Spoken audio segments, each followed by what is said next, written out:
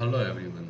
Rock engineering की class में हमने फर्स्ट यूनिट हमारी फिनिश कर चुके थे। सेकेंड यूनिट में हम रॉक की फिजियो मैकेनिकल प्रॉपर्टीज़ क्या होती है, उसके लेबोरेटरी के टेस्ट कौन कौन से हैं, उसके बारे में स्टडी करेंगे। ओके। फिजियो मैकेनिकल प्रॉपर्टीज़ में जैसे उसकी पोरोसिटी है, उसकी डेंसिटी है, moisture content and degree of saturation है, उसकी परमिएबिलिटी है। ओके, ये सारी उसकी फिजिकल कैरेक्टरिस्टिक्स या फिजिकल प्रॉपर्टीज हो जाती है। मैकेनिकल प्रॉपर्टीज में उसका यूनिट वेट, कंप्रेसिव स्ट्रेंथ कितनी है, उसकी टेंसाइल स्ट्रेंथ कितनी है। ओके, ये सारी उसकी क्या हो जाती है, मैकेनिकल प्रॉपर्टीज हो जाती है। तो सबसे पहले किसी भी स्ट्रक्चर को as a rock founding element हम यूज़ करते हैं, तो स्ट्रक्चर हमारा रॉक पे लाई कर रहा है, तो हमें रॉक की सारी स्ट्रेंथ, उसकी वीकनेस क्या क्या है, उसके बारे में पता होना बहुत ज़रूरी है। तो वो सारी चीज़ें पता लगाने के लिए हम लेबोरेटरी टेस्ट करते हैं। कुछ फील्ड टेस्ट होते हैं, कुछ लैब में टेस्ट किए जाते हैं। अधिकतर फिजियोकेमिकल मैकेनिकल प्रॉपर्टीज जो होती है रॉक की, वो हम लेबोरेटरी टेस्ट से फाइंड आउट करते हैं। ओके।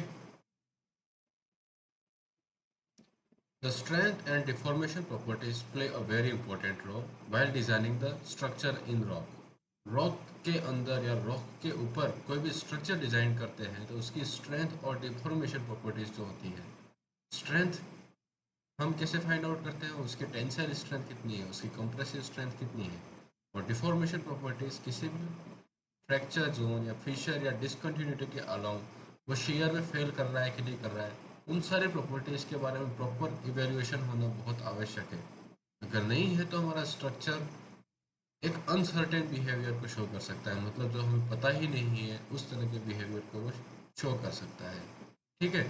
तो किसी भी स्ट्रक्चर की उसकी लोडिंग कैरेक्टरिस्टिक्स कैसी होनी चाहिए, उसकी स्ट्रक्चर का कैसा टाइप है, वो क्या होना चाहिए, वो कैसे डिटरमाइन करेंगे, उसकी मैकेनिकल और फिजिकल प्रॉपर्टीज़ के बारे में सारी जानकारी प्राप्त करके। तो सबसे पहले हमें लेबोरेटरी में अगर रॉक की कोई टेस्टिंग करनी है तो उसके लिए सबसे पहले हम क्या करते हैं कि अलग अलग साइट्स पे, जैसे कि हमारे ये कोई माउंटेन है, इस माउंटेन में हमें यहाँ पे कोई टनलिंग एक्सकेवेट करनी है। ओके, यहाँ पे हमें कोई ये टनल एक्सकेवेट करनी है। अगर इस टनल को एक्सकेवेट करना है तो इस टनल के सराउंडिंग एरिया में रॉक की प्रॉपर्टीज़ क्या है उसके बारे में सारी इन्फॉर्मेशन हमारे पास होनी चाहिए। उसके लिए हम क्या करते हैं, रॉक की कोर ड्रिलिंग की जाती है। मतलब यहाँ से हम कोर ड्रिलिंग करेंगे ऊपर से और रॉक के सैंपल फाइंड आउट करेंगे। उस रॉक के सैंपल में हम फिर रॉक का सैंपल निकालेंगे। इस रॉक के सैंपल में हम चेक करेंगे कि इसकी डिसकंटिन्यूटी का पैटर्न किस तरह से है, इसके ऊपर अगर कंप्रेसिव फोर्स लगाएंगे तो ये कितना लोड बियर कर सकता है, इस रॉक की टेंसाइल स्ट्रेंथ कितनी है। ये सारी चीज़ें फिर इस कोर ड्रिल्ड कोर बाहर निकाल के उसके लेबोरेटरी के ऊपर एक्सपेरिमेंट किए जाते हैं। राइट। ठीक है। In geotechnical engineering the prediction of performance involves determination of properties of soil, rock और रॉक मास थ्रू लेबोरेटरी और field test. Laboratory tests have a limitations like variability and sample disturbance. Laboratory test की एक drawback हम मान के चलते हैं कि जब हम कोर को ड्रिल करते हैं, उसके ड्रिल के कारण क्या है कि उसका जो सैंपल हमें अवेलेबल होता है वो डिस्टर्ब हो सकता है। मतलब ओरिजिनल रॉक मास का जो पैटर्न होगा उससे कहीं ज़्यादा हमें डिसकंटिन्यूटी मिल सकती है, रॉक हमें फ्रैक्चर्ड मिल सकता है। तो हमें वहाँ पे एक इंटैक्टनेस कितनी है उसकी प्रॉपर्टीज़ को सही तरह से हम टेस्ट नहीं कर पाते। उसके लिए हमारे पास क्या होता है, फील्ड टेस्ट होता है। और मोस्ट ऑफ प्रॉपर्टीज़ जैसे उसकी पोरोसिटी कितनी है, उसका यूनिट वेट कितना है। ओके। और इंटैक्ट सैंपल अगर हमें मिलता है तो उसकी हम कंप्रेसिव स्ट्रेंथ, यूसीएस वैल्यू और ये सारी चीज़ें हम फाइंड आउट कर सकते हैं। राइट।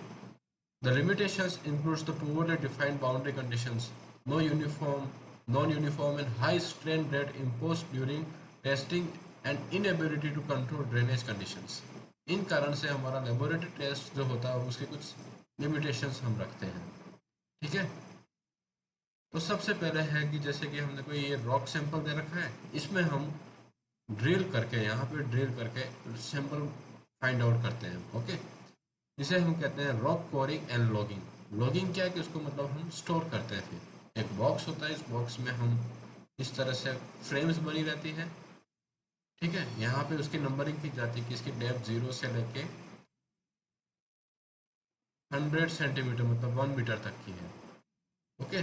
फिर यहाँ 100 से 200 के बीच की जो रॉक होगा वो यहाँ पे होगा, फिर 200 से 300, इस तरह से हमारे पास बॉक्स में उसकी स्टोरेज की जाती है। फिर इस बॉक्स को हम लेबोरेटरी में लाते हैं और अलग अलग डेप्थ पे हम कोर को निकालते हैं और फिर इसके ऊपर टेस्ट करते हैं। राइट, ठीक है। तो सबसे पहले हमारे ये रहा, जैसे कि इस बॉक्स में इस तरह से हम रॉक को अरेंज करके लाते हैं। इसकी यहाँ पे डेप्थ लिखी जाती है, टॉप हेड जो होता है उसका डाया कितना कट किया गया है, कितनी रिकवरी है, सब इस बॉक्स के ऊपर हम लिख लेते हैं और फिर वहाँ से हम साइड से लेके लेबोरेटरी में लाते हैं और पर्टिकुलर डेप्थ पे जहाँ पे भी हमने स्ट्रेंथ निकालनी है, उसकी पोरोसिटी या मैकेनिकल प्रॉपर्टीज या फिजिकल प्रॉपर्टीज फाइंड आउट करनी है, वो हम चेक करते हैं। ओके,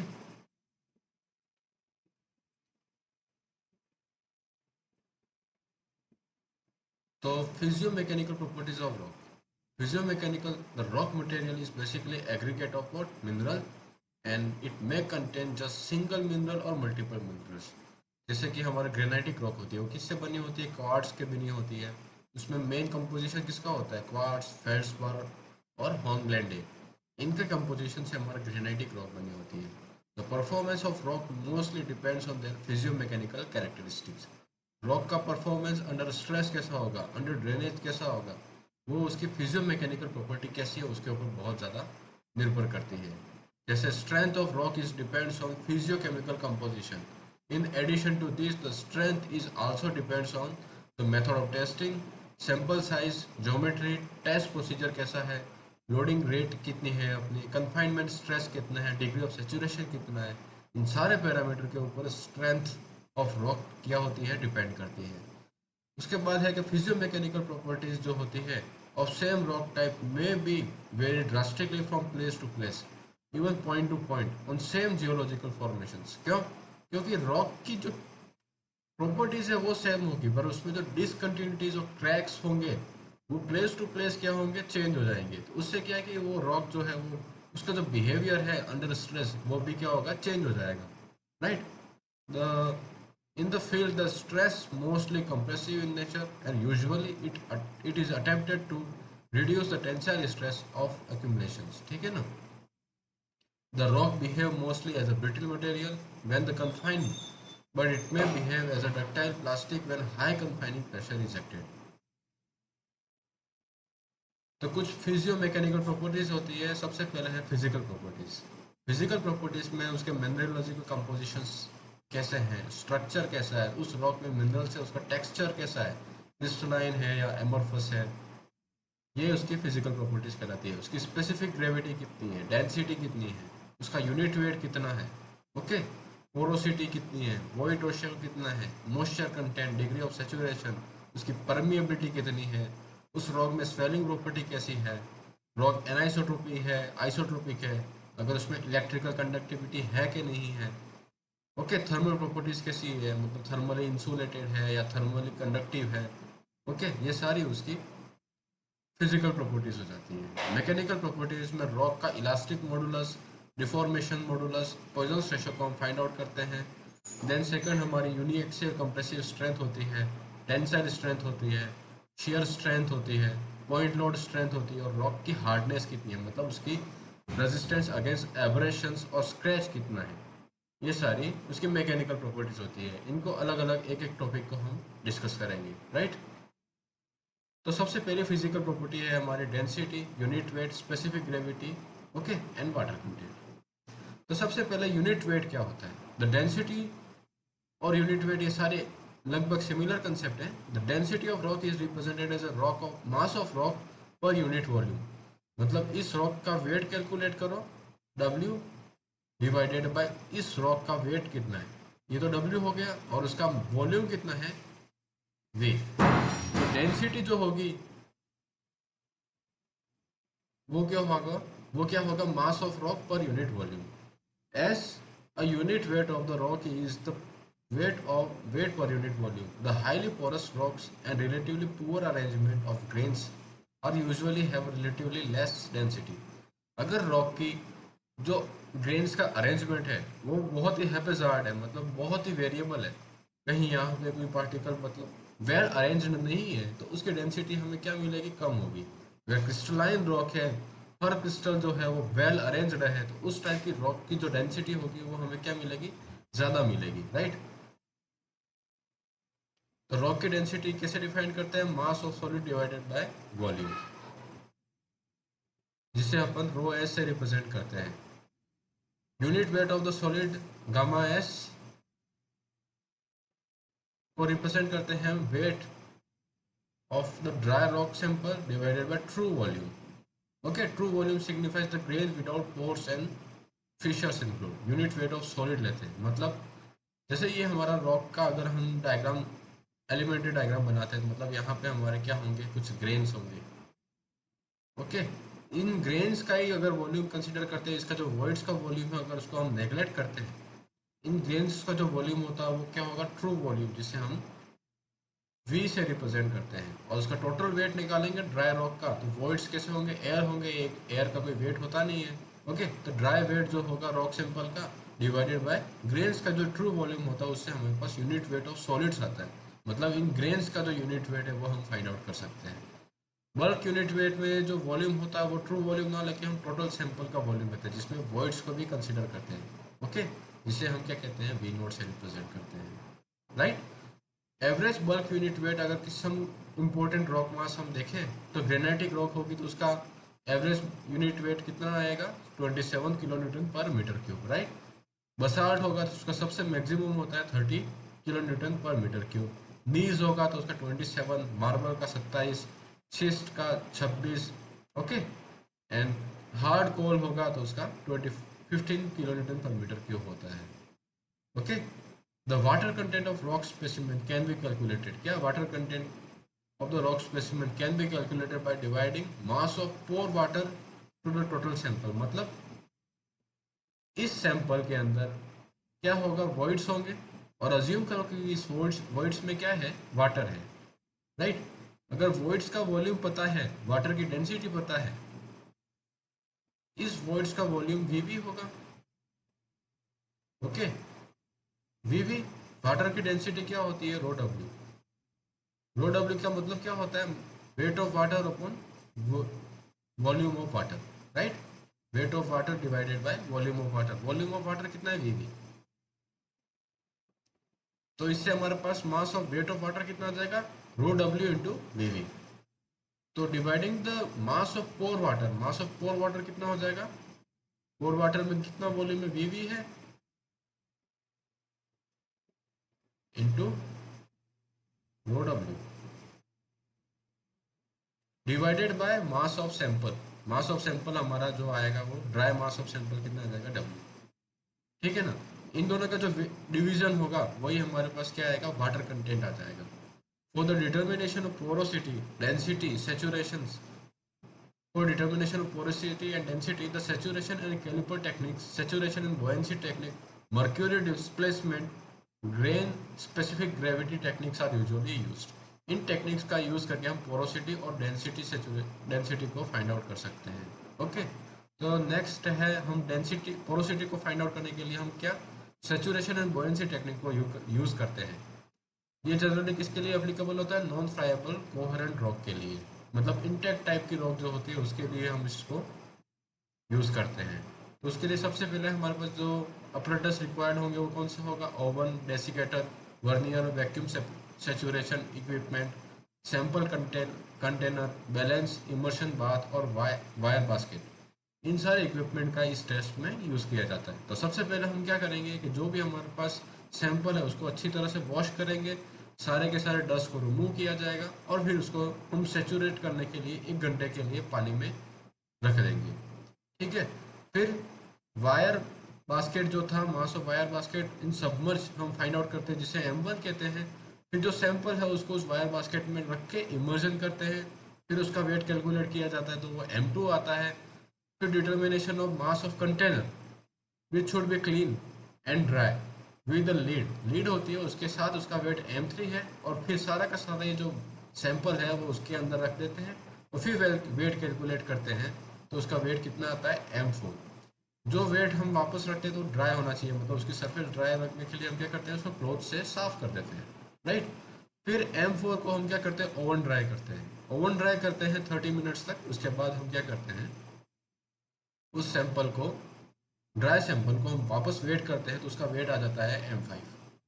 ओके, ये सारे हम M1 M2 M3 M4 wait निकाल लिया। मतलब सबसे पहले सैंपल को वॉश करेंगे, फिर वायर मेश बास्केट का वेट करेंगे, फिर सैंपल को वायर मेश बास्केट में, मतलब वायर बास्केट में पुट करेंगे, इमर्स करेंगे, फिर वेट करेंगे, उसे M2 कह दिया।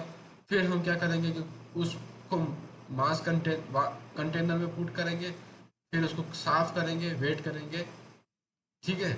उसके बाद उस कंटेनर के अंदर हमने सैंपल को पुट किया, फिर उसको सरफेसेस के ऊपर जो भी वाटर है उसको रिमूव करेंगे वेट को क्लॉथ के साथ, और फिर वेट करेंगे तो M4 आएगा।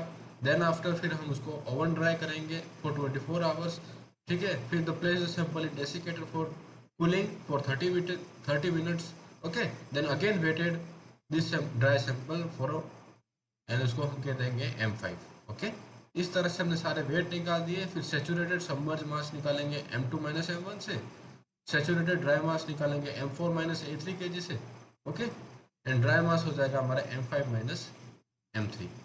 फिर इससे हम बल्क यूनिट वेट निकाल देंगे। बल्क वॉल्यूम हो जाएगा हमारा mass, saturated mass minus submerge mass upon rho W. Pore volume हो जाएगा हमारा सेचूरेटेड मास मतलब minus submerge mass divided by density of water. Okay, इस तरह से हमारे पोर वॉल्यूम और बल्क वॉल्यूम आ जाएगा। देन आफ्टर हमें पोरोसिटी निकालनी, तो वॉल्यूम ऑफ वॉइड या पोर वॉल्यूम फाइंड आउट कर लिया, टोटल वॉल्यूम हम निकाल ही सकते हैं। तो इससे हमारी क्या आ जाएगी, परसेंटेज में पोरोसिटी आ जाएगी, राइट। और ड्राई डेंसिटी क्या हो जाएगी, rho D is equal to MS mass of solid divided by total volume of sample. Okay, फिर हम रिलेटिव डेंसिटी निकालेंगे जिससे GM से रिप्रेजेंट करते थे। जो डेंसिटी आती है बल्क डेंसिटी, उसको हम density of water standard fluid या स्टैंडर्ड सैंपल से डिवाइड करते हैं, डेंसिटी ऑफ वाटर से डिवाइड करते हैं। इससे हमारे पास क्या आ जाता है, रिलेटिव डेंसिटी आ जाता है। ओके, फिर पोरोसिटी जो होती है रॉक्स की, वो किस फॉर्म में हो सकती है, रॉक्स के पोर्स कैसे हैं, उसके जॉइंट्स और फिशर क्रैक्स जो होते हैं वो रॉक के अंदर पोरोसिटी को डिफाइन करते हैं। If they are interconnected the pressure gradient exist. Okay, मतलब रॉक्स की जो पोरोसिटी है, मतलब वो क्या होंगे, फिशर्स क्रैक होंगे। उस क्रैक्स के अंदर जो वैक्यूम होगा या वॉइड्स होगा वही पोरोसिटी क्रिएट करेगा। अगर ये जो वॉइड्स है वो इंटरकनेक्टेड है तो उससे क्या, उसके कारण क्या है कि वाटर उसके अंदर से फ्लो करेगा। तो वाटर के फ्लो होने के कारण उसमें क्या है कि प्रेशर ग्रेडियंट क्रिएट होगा। मतलब if this pores are interconnected then the pressure gradient exist and rock can conduct the fluid और गैस। तो फिर क्या कि इसके अंदर हमारी फ्लूइड और गैस प्रेजेंट हो सकती है, राइट। पोरोसिटी जो होती है वो उस रॉक की इंट्रिंसिक प्रॉपर्टी है। ओके, तो उसकी वैल्यू हम निकालते हैं pore volume divided by bulk volume से, volume of void divided by total volume of sample, right. तो पोरोसिटी हमारी क्या रिप्रेजेंट करती है, किसी भी जियोलॉजिक मटेरियल में उसकी स्टोरेज कैपेसिटी को। स्टोरेज कैपेसिटी मतलब ग्रेन्स के अलावा जो वॉल्यूम होगा वो वॉइड्स का वॉल्यूम होगा। वॉइड्स के वॉल्यूम में हम अदर गैसेस लिक्विड को स्टोर कर सकते हैं, राइट। तो स्टोरेज कैपेसिटी जो होती है वो पोरोसिटी से हम डिफाइन कर सकते हैं। The primary porosity of a sediment or a rock consists of the space between grains to make up the material। Porosity दो तरह की होती है, एक प्राइमरी पोरोसिटी होती है और दूसरी कौन सी होती है, सेकेंडरी पोरोसिटी। प्राइमरी पोरोसिटी क्या होती है कि जब भी दो रॉक्स के ग्रेन्स के बीच में जो स्पेसिंग होती है उस वॉल्यूम को जब हम कंसिडर करके जब टोटल वॉल्यूम से डिवाइड करते हैं और हमें पोरोसिटी मिलती है। जैसे ये पोर वॉल्यूम हो गया, ये जो पोर्शन है वो पोर वॉल्यूम हो गया, और टोटल वॉल्यूम हमारा वी नोट हो गया। तो ये हमारी प्राइमरी पोरोसिटी होगी, राइट। फिर होती है सेकेंडरी पोरोसिटी। सेकेंडरी पोरोसिटी किसको को हम क्या कहते हैं, the porosity of the same rock increases through fissure fractures और सॉल्यूशन ऑफ मटेरियल इटसेल्फ। मतलब जब ये ग्रेन्स है उसमें एनवायरनमेंट और केमिकल कंडीशंस ऐसी आने के कारण ये ग्रेन्स जो है वो डिग्रेड कर जाए और डाइल्यूट हो जाए इस सॉल्यूशंस के अंदर, और यहाँ पे जो ग्रेन्स है उसका जब शेप जो है वो कुछ इस तरह से हो जाए, इतनी एडिशनल पोरोसिटी इसके अंदर क्रिएट होगी, राइट। ये जो एडिशनल पोरोसिटी जो है वो फ्रैक्चर्स या ग्रेन्स के सॉल्यूशन में मतलब डाइल्यूट होने के कारण जो क्रिएट होती है उसको हम क्या कहते हैं, उस रॉक मास की सेकेंडरी पोरोसिटी। अगर रॉक मास की सेकेंडरी पोरोसिटी ज़्यादा है तो ये रॉक क्या होगी, बहुत ही वीक होगी। मतलब उसकी बियरिंग कैपेसिटी अगर उस रॉक की देखेंगे तो क्या होगा, टाइम के साथ बहुत ज़्यादा वेरी करती जाएगी। उस रॉक को हम हैवी सुपर स्ट्रक्चर के लिए प्रीफर नहीं करेंगे, राइट। उस तरह की जो रॉक की प्रॉपर्टी होती है उसको हम सेकेंडरी पोरोसिटी जो होती है उसको हम प्रीफर नहीं करते हैं, राइट। प्राइमरी पोरोसिटी जो होती है वो जनरली 1% के आसपास होती है ग्रेनाइटिक रॉक, और मतलब हम कह सकते हैं इग्नियस और मेटामॉर्फिक रॉक के लिए। पर कुछ रॉक्स या सॉइल्स होती है उसमें जो प्राइमरी पोरोसिटी है वो 55% तक इंक्रीज हो सकती है, राइट। तो इतना वेरिएशन हो सकता है। ओके, तो यहाँ पे ये विजुअल रिप्रेजेंटेशन दे रखा है पोरस रॉक में, ये ग्रेन्स हो गए। ओके, और ये पोरस वॉल्यूम हो गया, ठीक है ना। उस पोरस वॉल्यूम को हमने फेज डायग्राम में शो करेंगे तो ये टोटल वॉल्यूम पोरस वीपी हो गया, और एक ग्रेन मैट्रिक्स का वॉल्यूम है वो वीएम हो गया। ओके, तो पोरोसिटी क्या होगी, volume of void VP divided by, जिसे हम क्या बोल रहे हैं यहाँ पे 5, right. 5 divided by total volume कितना है 1। ये हमारी इस मैट्रिक्स की पोरोसिटी होगी। ओके, हाई पोरस कौन कौन से होता है, हाई पोरस मरीन सेडिमेंट्स होता है, अनकंसोलिडेटेड सेडिमेंट होता है, फिर सैंडस्टोन की पोरोसिटी ज़्यादा रहती है, देन आफ्टर उसके कार्बोनेट रॉक होते हैं। सबसे कम पोरोसिटी किसकी होती है, इग्नियस रॉक की। ओके, तो पोरोसिटी जो होती है वो रिड्यूस करेगी अगर इसके ऊपर जो कन्फाइनिंग प्रेशर जो है, इसके ऊपर ये जो कन्फाइनिंग प्रेशर है अगर वो ज़्यादा रहेगा तो पोरोसिटी क्या होगी, रिड्यूस होगी। मतलब कन्फाइनिंग होता है तो ग्रेन्स का जो अरेंजमेंट होगा वो कुछ इस तरह से होगा कि वो बहुत ज़्यादा क्या होगा, कॉम्पैक्ट होगा। कॉम्पैक्ट ज़्यादा रहेगा तो उसकी पोरोसिटी ऑब्वियसली क्या होगी, कम रहेगी। इसीलिए जो भी इग्नियस रॉक होता है, जैसे ये हमारा अर्थ सरफेस है, अर्थ सरफेस के अंदर जो रॉक पाई जाती है वो कैसी होती है, इग्नियस और मेटामॉर्फिक। मेटामॉर्फिक रॉक क्या होती है, इग्नियस और सेडिमेंट्री रॉक को जब हाई टेम्परेचर और हाई प्रेशर पे ट्रीट किया जाता है तो हमें कौन सी मिलती है, मेटामॉर्फिक रॉक मिलती है, राइट। तो इग्नियस और मेटामॉर्फिक रॉक के ऊपर जो प्रेशर होता है वो बहुत ज़्यादा रहता है, इसलिए इस टाइप की रॉक्स में जो पोरोसिटी रहेगी वो बहुत ही कम रहेगी। ओके, जो कि 1% से 2% के आसपास होती है। ओके, पर जो सेडिमेंट्री रॉक होती है वो कैसे बनती है, सेडिमेंट्री रॉक जैसे कि यहाँ पे कोई भी रॉक होगा उसका वेदरिंग होगी और उसका फिर इरोजन होगा, इरोजन से ये कहीं और जाके डिपॉजिट होगी, डिपोजिशन होने के बाद ये लेयर्ड फॉर्म में यहाँ पे रॉक मास बनाते हैं। इस रॉक मास के ऊपर लगने वाला एग्जिस्टिंग प्रेशर कंपेरेटिवली क्या होता है, बहुत कम होता है। जैसे कि सैंडस्टोन हो गया, हमारा लाइमस्टोन हो गया। ओके, ये सेडिमेंट्री रॉक होगी, इस पे प्रेशर जो है वो क्या है, कम है। ओके, प्रेशर कम होने के कारण इसके जो पोरोसिटी है comparatively to metamorphic and igneous rock क्या होगी, ज़्यादा रहेगी। ओके, वो कितनी हो सकती है, मैक्सिमम अप टू 40% सैंडस्टोन में पोरोसिटी देखी गई है। ओके, तो पोरोसिटी जो होती है वो उसकी ग्रेन साइज का डिस्ट्रीब्यूशन कैसा है, किस तरह से अरेंजमेंट है उनका, ग्रेन का शेप कैसा है, degree of cementation of the grains, grains कितने दूर दूर है और कितना उसके अंदर सीमेंटेशन या मतलब अट्रैक्शन और जॉइंटनेस है, ये सारी, और अप्लाइड प्रेशर कितना है, ये सारे फैक्टर्स जो होते हैं वो उस रॉक मास की पोरोसिटी को डिफाइन करते हैं। ओके, तो ये हमारी एक मटेरियल प्रॉपर्टी मतलब रॉक्स की फिजिकल प्रॉपर्टी हुई। अगली प्रॉपर्टीज जो भी है वो हम नेक्स्ट क्लास में देखेंगे। Thank you so much guys, ये क्लास हम यहीं एंड करते हैं। जय हिंद, जय हिंद।